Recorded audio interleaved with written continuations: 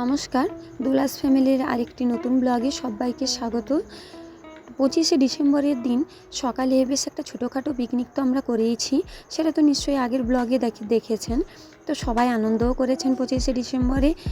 তো এবার বিকেলবেলায় কোথাও একটা তো যেতে হবে, মেয়ে জেদ ধরে বসলো। তো মেয়েকে নিয়ে চললাম মেলা। কোথায় মেলা জানেন? এই মেদিনীপুরে আমাদের 25শে ডিসেম্বর থেকে জানুয়ারি মাসের 3 তারিখ পর্যন্ত একটা চার্চ স্কুলে মেলা হয়। মেলাটা বেশ বড় সড়ো। তো সেই মেলায় চললাম মেয়েকে হাত ধরে নিয়ে।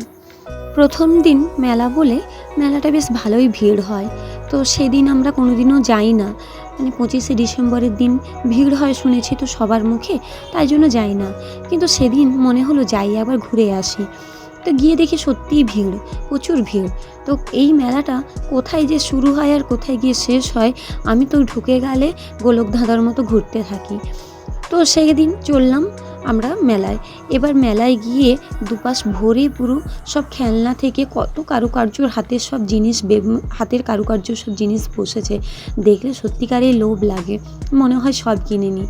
আর এই যে এটা দেখে মনে পড়ছে ছোটোবেলায় এইগুলো নিয়ে কত খেলতাম। তো যাই হোক, এই তো এবার চার্চ স্কুলের সামনে চলে এলাম। এটা চার্চ স্কুল। তো ডান দিকে আর বাম দিকে দুটো স্কুল আছে, একটা প্রাইমারিতে পড়ানো হয় আর একটা হাই স্কুল। চার্চ স্কুলটা বেশ ভালো লাইটিং দিয়ে সাজিয়েছে, তো সেই কারণে এবার ওইটাই বাইরে থেকে দেখছিলাম।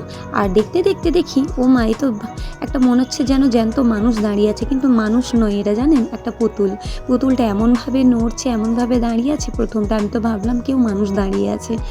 তো এইটা নিয়ে খুব আমরা হাসাহাসি করছিলাম। যে করতে করতে চললাম চার্চ স্কুলের ভেতরে। কিন্তু চার্চ স্কুলের ভেতরের আগেই দেখি সামনে কত মেলা বসেছে। তো ঢুকলাম চার্চ স্কুলের মধ্যে। তো চার্চের মধ্যেই ঢুকতেই দেখি কি সুন্দরভাবে সাজিয়েছে চার্চের ভেতরটা। তো ওখানে বেশি না ফটো টটো তুলতে দেয় না, ভিডিও করতে দেয় না, তবুও আস্তে আস্তে অল্প স্বল্প করেছি। এই যে দুজন ভলেন্টিয়ার দাঁড়িয়ে আছেন, ওনারা বারবার বলছেন অল্প ভিডিও ফটো তোলো, দিয়ে সামনে থেকে সরে যাও, কারণ আরও সবাই তো পেছনে আসছে না। আমি শুধু একা যদি ঘেরে নিয়ে দাঁড়িয়ে থাকি তা কি আর হয়? তো সবাই মিলে কি করলাম, একটু আধটু ভিডিও ফটো করলাম, করে বেরিয়ে চলে এলাম। আর এই যে আমার মেয়ে শুধু সেলফি তুলতেই ব্যস্ত। তাকে যে বলছি এই যে দেখ কি সুন্দর কারুকার্য, হাতের কারুকার্যটা দেখ না, সে তো তার নিজের মোবাইল নিয়ে ব্যস্ত, ফটোটা কিভাবে তুলবো। তো এইসব দেখতে দেখতে চলে গেলাম মেলার দিকে। প্রথম দিন একটু মেলাটা নাই দেখলে নয়, আরে কিনি বা নাই কিনি, সেটা তো আসবই, আরও তো বাকি আছে কয়েকটা দিন, কিন্তু প্রথম দিন তো একটু দেখে আসি। এই যে এইটা হচ্ছে আমার সব থেকে ফেভারিট জায়গা, মানে কাপ। আমি এই মেলাটার অপেক্ষায় বসে থাকি সারা বছর।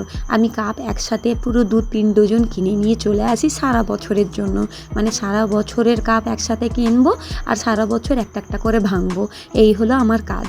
তো আমার কাপের শখ প্রচুর, তাই সেই জন্য কী করলাম, কাপ কিনতে গিয়ে ভাবলাম যে না, এখন আর কাপ কিনবো না প্রথম দিন।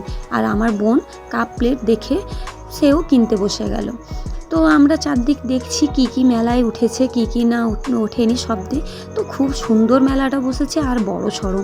এই মেলায় হাত ধরে মেয়েকে নিয়ে হাত ধরে বেরোলে কোন দিকে যে বেরোবো তার ঠিক নেই, তাই জন্য কি করি, আমি হাত ধরে ঘুরতে থাকি, যেখানে হোক তো উঠে দাঁড়াবো, এই ভেবে ঘুরতে থাকি। অনেক বড়। মেয়েকে বলছি, কী রে, কী কিনবি?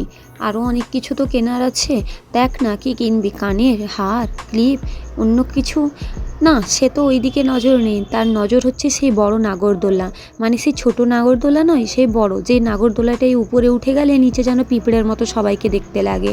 সেই নাগরদোলা নিচ থেকেই দেখলেই আমার যেন আতঙ্ক লাগে। ও নাকি বলছে ওই উপরে চড়বে।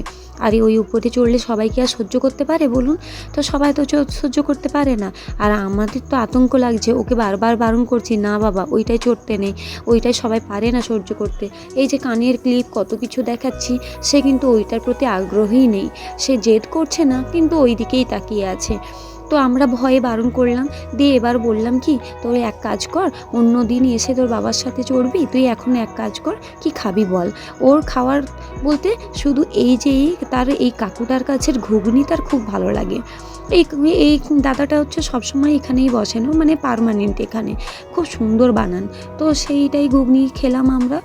আরও অন্যান্য কিছু খাওয়ার কথা ছিল কিন্তু সে আর কেউ খেলো না। এই যে দেখছেন, এই সবগুলোই বলছে চড়বে, কীরকম দেখুন ব সবাই ঘুরছে, যেন মাথাও যেন আমার দেখে ঘুরছে। আর এই যে কাপগুলো দেখে কী লোভ লাগছে। এটা হচ্ছে পেছনের গেটটা খুব সুন্দর লাইটিং করেছে। যেটা প্রথমে দেখালাম না, সেটা হচ্ছে সামনের গেটটা, ওইটা রোডের সাইডে। ওই গেটটা খুব একটা মানে বেশি বড় করেনি, কিন্তু এইটা হচ্ছে গলির মধ্যে গেট, এটা পেছন দিকে। গেটটা বেশ ভালোই পুরো লাইটিং করেছে, অনেকটা রাস্তা জুড়ে গেটটা, তো খুব সুন্দর লাইটিং করেছে। তো এই লাইটিংগুলো দেখতে মানে এটা চন্দননগরের লাইট। তো দেখতে পেছনের গেটটা দিক দিয়ে আরেকবার ঢুকে গিয়ে চারদিকটা একটু ভিডিও করলাম। দেখলাম কি সুন্দর সত্যিকারে সাজিয়েছে। তো সবাই এক মাথা থেকে ভিডিও করছে এই লাইটগুলো। তো আমাদেরও বেশ ভিডিও করলাম, তো খুব ভালো লাগলো। আমার এই ভিডিওটা যারা মেদিনীপুর থেকে দেখছো তারা তো অবশ্যই এই মেলাটার ব্যাপারে জানবে। তবে কারা কারা দেখছো একটু কমেন্টে জানাও তো।